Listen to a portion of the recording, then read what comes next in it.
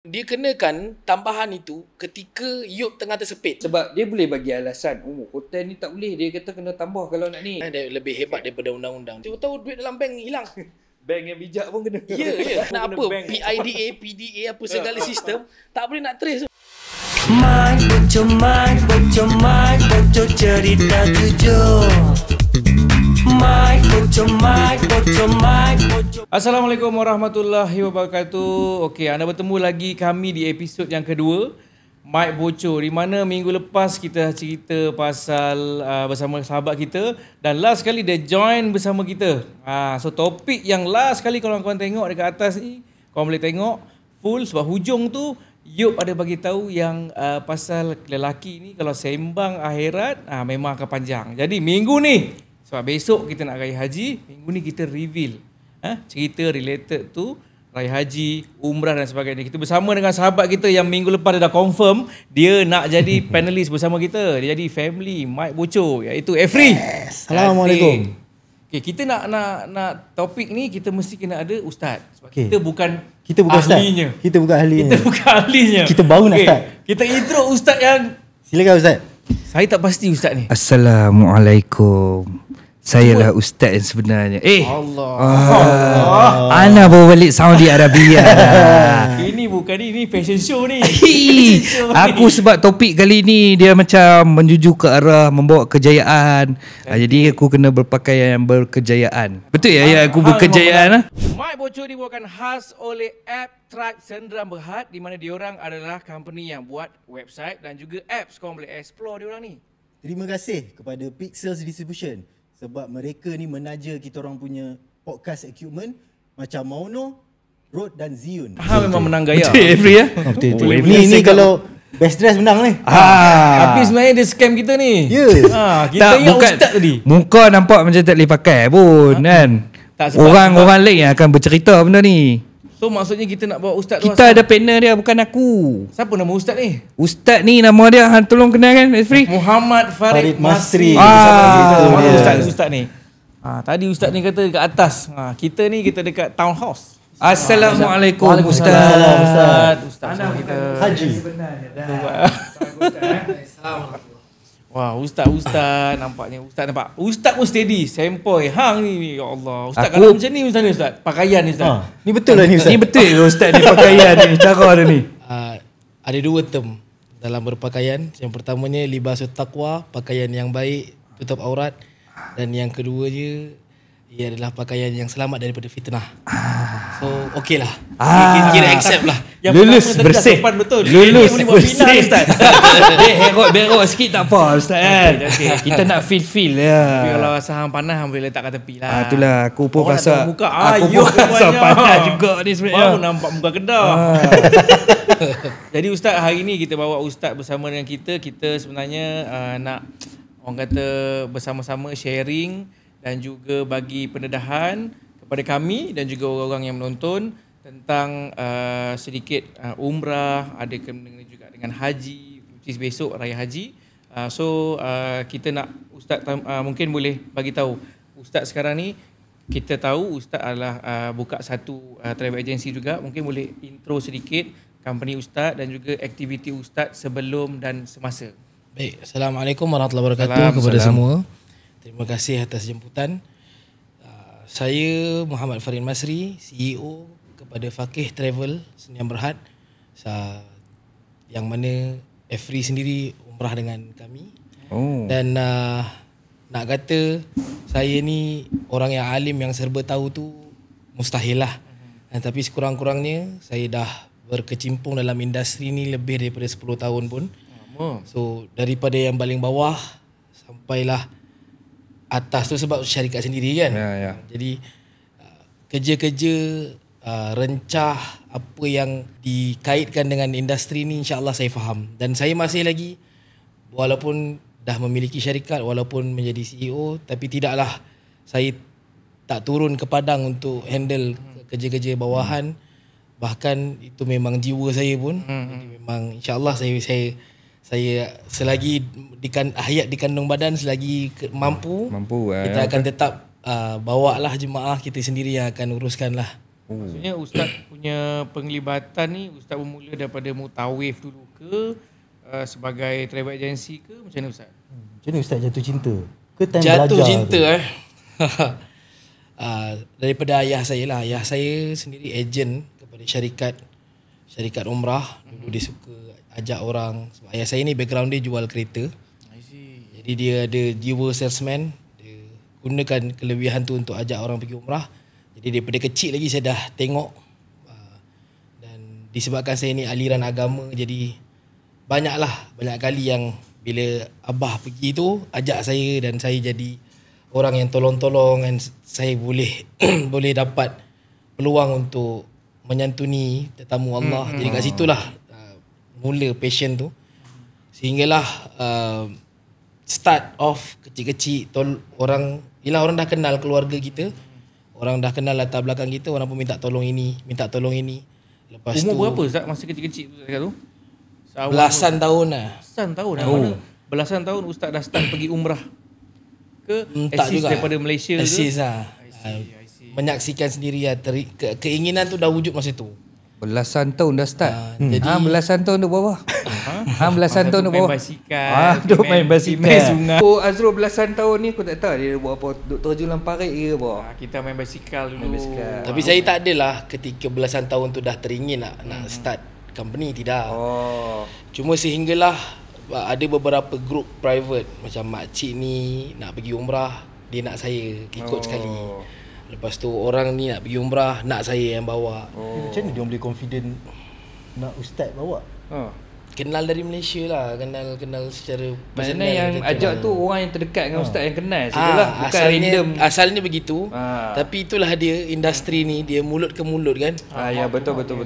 Jadi yang ini kenalkan, minta Farid yang bawa, Farid yang bawa. Jadi dari situ saya mula ada exposure, dan saya mula rasa okey, yang ini aku kena buat benda gini, kena betulkan begini, kena elokkan begini. Cuma pada ketika tu kita terikat dengan syarikat punya polisi kan. Kita pakai syarikat lain. Okey, faham. Jadi kita tak boleh nak bergerak lebih sangat. Betul lah. Banyak berjaga-jaga lah. Kena jaga juga polisi syarikat. Nak bercakap pun tak kena selaras lah dengan apa yang syarikat tetapkan. Apa yang polisi syarikat sediakan tu lah. Start daripada tu lah baru kita rasa macam one day aku kena ada sendiri punya. Barulah boleh buat ini, boleh buat ini. Bila Ustaz cakap bercakap tu, adakah Ustaz berbahasa Arab di sana? di sana? Sebab Mutawif kan? Ya. Di sana kena cakap Arab, cakap Kelantan tak faham pun. Boleh lah. Saya tidaklah pandai mana pun.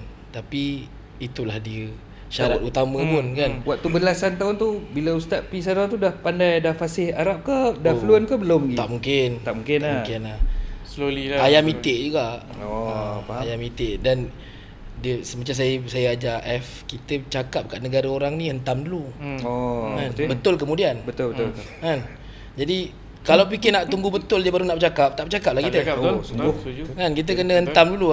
Agak-agak hentaman kita tu tepat. Dia bagi kita apa yang kita nak. Okey lah. Jadi lah. Macam dia respon tu. Jadi lah. Halas. Kalau tidak cuba kot lain pula. Betul. Betul.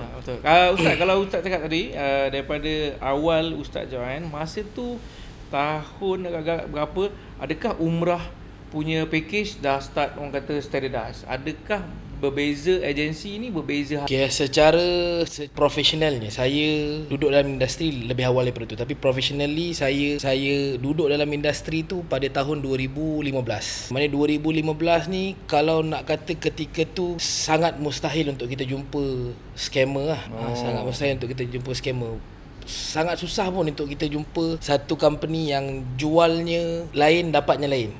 Saya tak pasti kenapa, tapi saya boleh kata pada waktu itu orang-orang yang ada dalam industri tu atau syarikat-syarikat yang wujud ketika tu ada syarikat-syarikat yang memang passionate, memang buat. Sebab saya menyaksikan sendiri bagaimana satu jemaah tu commission untuk ejen hanyalah sekitar RM30 ke RM50. Dan mereka memang passionately buat. Full hearted Ejen-ejen ni ajak orang walaupun dia hanya dapat RM50 je.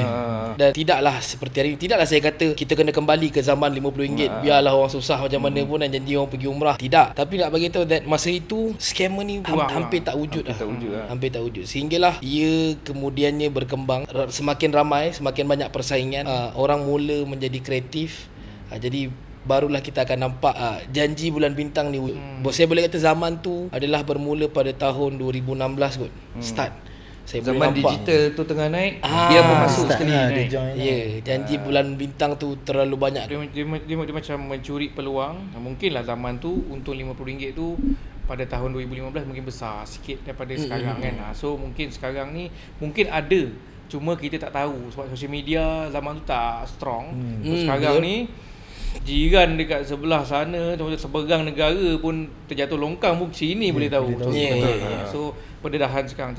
Berbalik pada scammer tadi Ustaz, adakah scammer ni modus operandi dia sama ataupun berbeza kalau ikutkan daripada segi nak pergi umrah ataupun haji? Dia umrah lain dia punya MO dia, modus operandi. Haji lain. Saya dah pernah sebutkan benda ni dalam banyak perkongsian saya secara video. Kalau umrah ni kita boleh nampak game dia adalah kepada deposit game. Dia akan buat apa pun yang dia boleh gunakan dalam marketing untuk memperoleh deposit.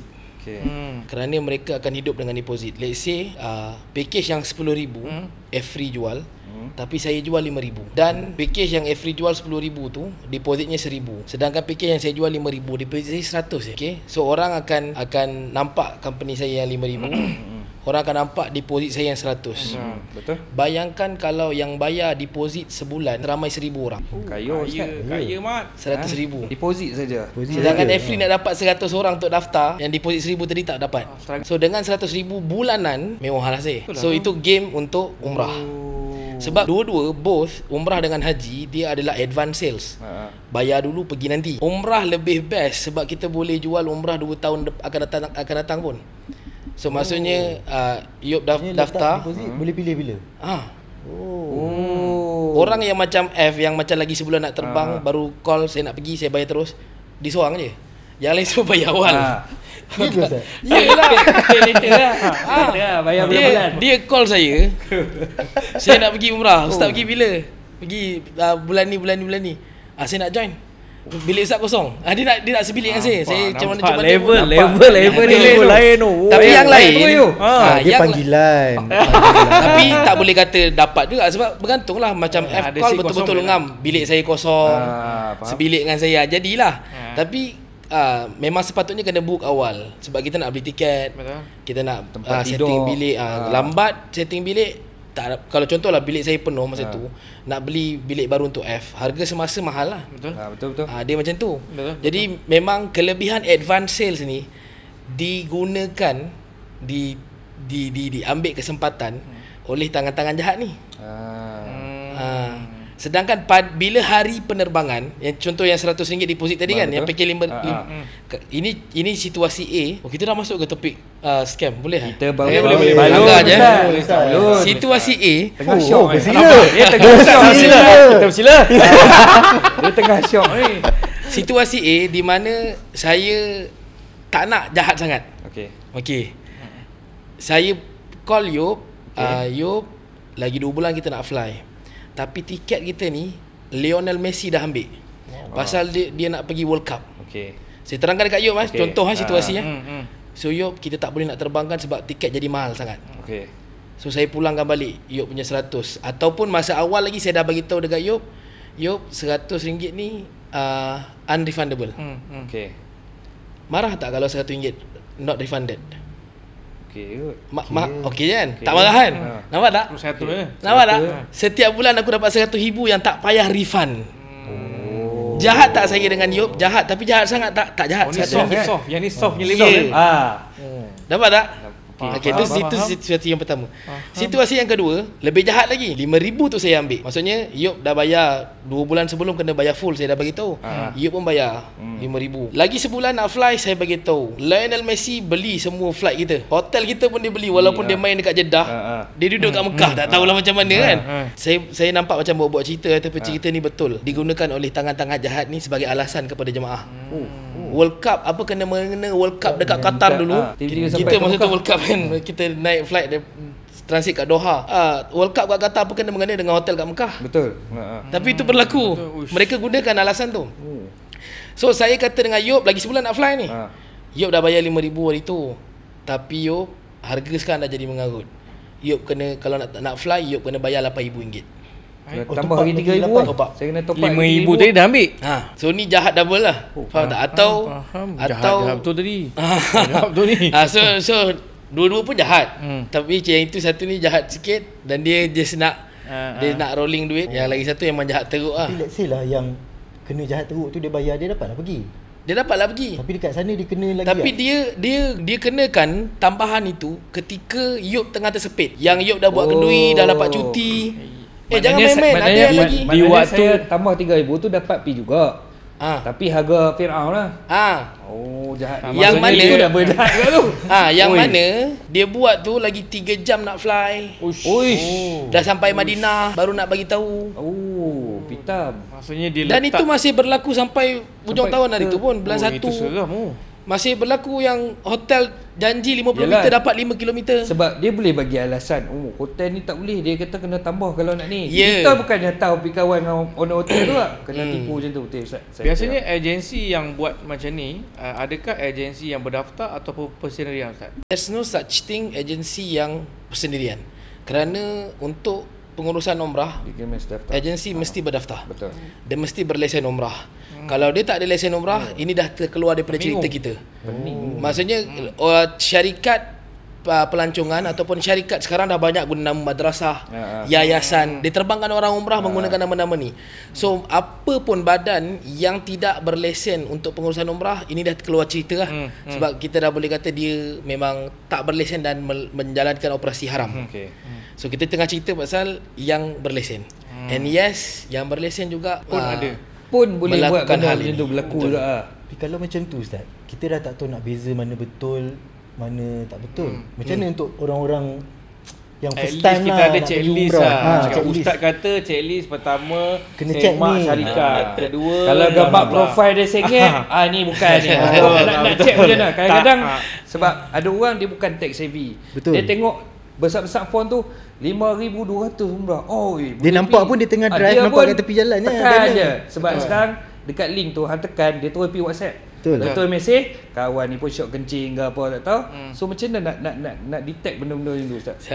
Saya pernah juga sembang benda ni dengan one of our jemaah. Menarik lah perbincangan berkenaan dengan scammer. It's not focus on scammer umrah haji saja, tapi scammer untuk semua industri. Yes, secara keseluruhan scammer lah. Kita boleh kata scammer ni dia ada dua jenis lah. Scammer yang bijak dengan scammer yang tak bijak. Bocor dibawakan khas oleh app Track Sendram Berhad, di mana diorang adalah company yang buat website dan juga apps. Korang boleh explore diorang ni. Terima kasih kepada Pixels Distribution sebab mereka ni menaja kita orang punya podcast equipment macam Mauno, Rode dan Ziyun. Dari mic hinggalah audio equipment dan juga lighting, semua steady. Barulah mic bocor. Scammer yang bijak ni adalah scammer yang kita boleh tengok hari ni sampai bank pun kena. Bank pun tak dapat nak tangkap. Bank bukan. Kan? Tahu-tahu duit dalam bank hilang. Bank yang bijak pun kena. Ya. Apa lagi? Nak apa? PIDA, PDA apa segala sistem tak boleh nak trace tu. So itu scammer yang lebih bijak daripada high education. Dia lebih pandai daripada sistem. Dia lebih hebat daripada undang-undang. Dia sentiasa step ahead lah. Manakala scammer bodoh ni yang memang awal-awal dah tahu lah, hello I am from the Job Street, benda kan, dengan pelat Terengganu dia kan, I am Job Street, please call me by WhatsApp. Itu scammer bodoh. Cuma dalam haji umrah ni kita takkan jumpa lah scammer yang super smart ni. Dan saya boleh kata sebenarnya scammer yang ada dalam haji umrah ni memang traceable. Memang boleh didetect pun. Dan Dia tidak juga terlalu bodoh, tapi ada kalanya bodoh sangat pun ya. Cuma macam mana orang boleh tetap percaya, ini kaedah lah, likulli saqitatun laqitatun. Setiap benda yang gugur pasti ada tukang kutipnya kan. Ada yang baru lah. Kalau kita fikir pelik pun, pada zaman Nabi adanya Abu Jahal, tetap ada penyokong Abu Jahal.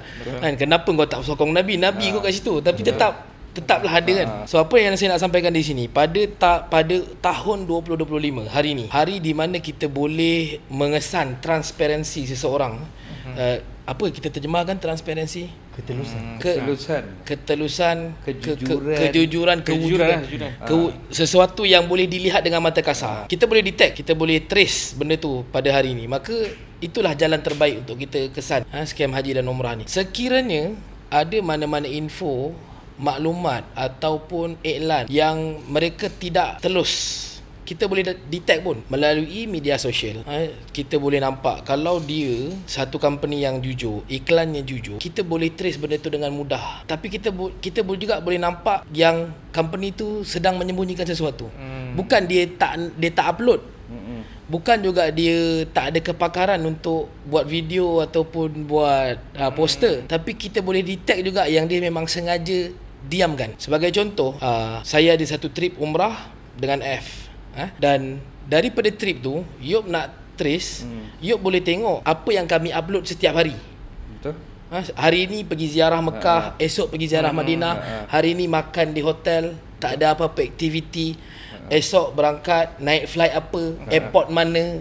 Tapi bila satu company yang dia semata-mata beriklan untuk mendapatkan jemaah, tapi kemudian dia tak upload apa-apa pun aktiviti, progress klien-klien ke ataupun feedback testimoni tak ada. Kalau dulu back to 2015 kita boleh terima benda tu. Tapi in 2025 dalam keadaan kau boleh ada live hari-hari. Betul. Tapi live pula tak pernah ada owner syarikat, tak pernah ada at least operation manager. Tidak. Yang live tu budak-budak intern. Faham tak? Jadi kat sini kita boleh rasa macam curiga lah. Kita patut rasa curiga pun. Belum red flag, saya tak kata red flag tapi kita patut rasa curiga. Dan lebih pelik lagi bila ada komplain, bila ada isu yang dikaitkan dengan syarikat dia, owner dia tak turun pun. Betul. Ada isu di mana berlakunya hotel yang dialihkan. Saya suka gunakan bahasa ni, hotel yang dialihkan. Bukannya hotel tak dapat ke apa, hotel memang dialihkan.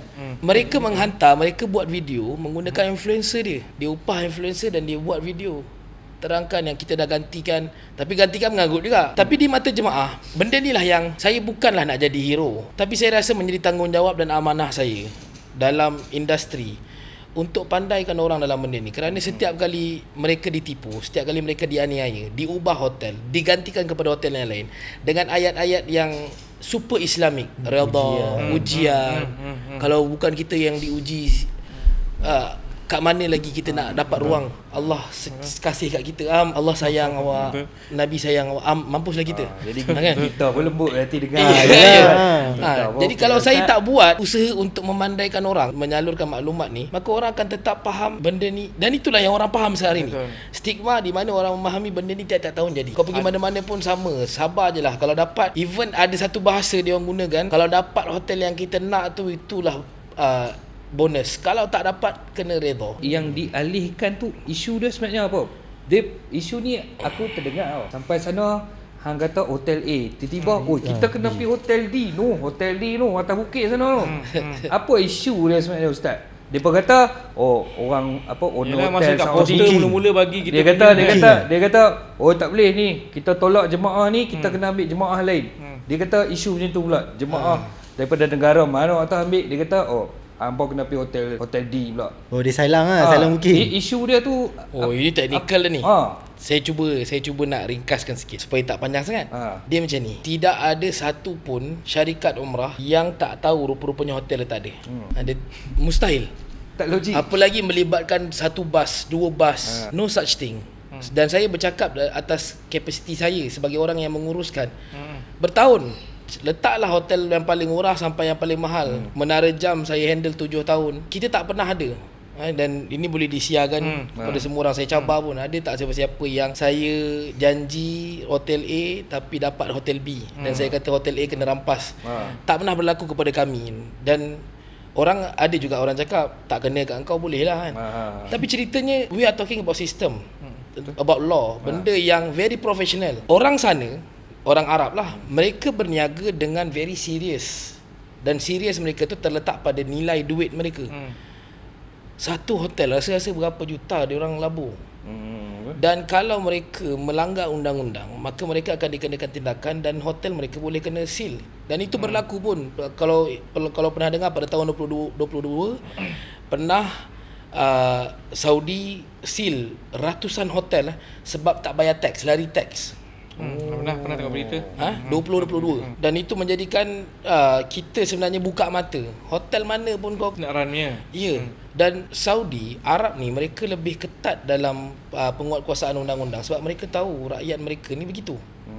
Main dengan Arab ni, dia bukan macam Melayu tau, kena saman tepi jalan bayar. Dia tidak macam kita kena saman dapat surat majlis, pergi kaunter majlis bayar, buka online bayar. Sana selagi boleh lipat dia lipat. Saya bukan memburukkan Arab tapi saya nak bagi tahu that macam mana Arab mereka tegas dan serius dengan undang-undang mereka kerana mereka menguruskan orang itu. Dibentuk melalui undang-undang. Ya. Dan bayangkan satu orang, satu badan yang meletakkan puluhan juta, even mungkin ratusan juta duit mereka untuk bisnes, dan mereka boleh easily cancel the booking dan bagi booking tu kepada orang lain. Make sense ke tidak? Betul. Tak mungkin lah, tak mungkin. Betul. Melainkan kau yang booking tu tanpa ada apa-apa hitam putih. Kau booking bukan kepada hotel, kau booking kepada tangan-tangan entah mana. Contoh, saya bagi situasi, saya nak sewa rumah Yop, yang mana Yop bagi saya harga satu malam RM5,000. Okay. Tapi F kata ambil dengan F je. F boleh nego dengan Yop RM3,000 satu malam. Sebagai seorang peniaga, saya mesti nak kejar untung. Betul. Saya ambil dengan F. Tapi saya tak tahu F berjaya ke tidak pujuk Yop. Yang mana akhirnya datang pula satu orang lain, si Ali datang kat Yop nak sewa. Yop kata RM5,000. Ali pun kata okey lah, saya ambil RM5,000. Buat apa Yop nak pergi nego lagi? Tak boleh nego. Betul. We are talking about serious business. Business. Dan saya dah tahu dah, Yop sendiri dah bagi tahu RM5,000. Takkan Kalaulah F janji RM4,500, saya kata mungkin ada ruang kawan-kawan punya negotiation. Tapi kalau sampai RM3,000, ini bukan jangan kata kawan-kawan, adik-beradik pun boleh terdapat harga tu. Betul. And this is what happen setiap tahun pun. Kita dah tahu harga hotel kau tu tahun lepas aku dapat RM1,500 tu malam. Macam mana kau boleh kata tahun ni kau akan bagi aku RM1,000 tu malam? Betul. Daripada aku main-main dengan kau yang aku merisikokan 2 bas 3 bas aku ni, lebih baik aku deal direct je lah. Dan kemudian sampai kepada jemaah kita diuji, kita begitulah. Itulah ayat-ayat biasa. Sedangkan harga telur pun naik, takkan harga hotel turun. Dan macam mana pun mangsa tetap akan ada menjadi jemaah. Jemaah lah ujungnya. Kadang-kadang tengok dalam news kan, tersadai kat KLIA, kesian tengok yang datang tu jual ni nak pergi umrah. Tambah lagi macam haji lah, bajet tinggi kan. Yang haji yang viral tahun lepas ya, tahun lepas ramai kat KLIA. Setiap tahun ada. Setiap tahun ada. Mai bocor cerita jujur. Mai bocor berani kata go.